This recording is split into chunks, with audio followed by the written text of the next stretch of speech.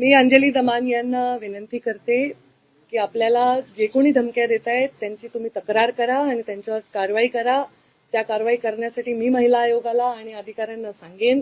ते माझे कार्यकर्ते असं लेबल करण्याचं काही कारण नाही, कारण असं म्हणणं माझ्यावर अन्याय आहे. कारण मी काही त्यांच्या कुठल्याही विषयामध्ये ह्या सगळ्या विषयात माझा दुरान्वयही कुठलाही संबंध येत नाही. त्यांचं असं म्हणणं आहे की मी कोणाचं नाव घ्यावं, मी याच्यावर बोलावं, ह्याच्यावर मी ऑलरेडी उत्तर दिलेलं आहे. त्यामुळे त्यांनी जर असं कोणी त्यांना बोलत असेल तर ते चुकीचं आहे.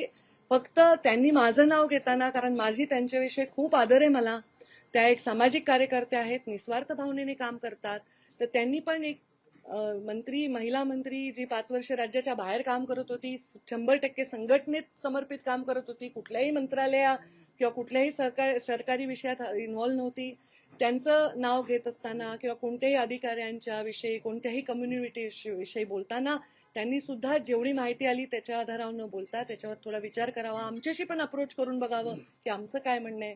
तर त्यांना कोणी असं बोलत असेल तर ते माझेच कार्यकर्ते असं कसं लिहिले, माझ्या कार्यकर्त्याला काही वेगळा नाक आहे, शिंग आहे, काय आहे?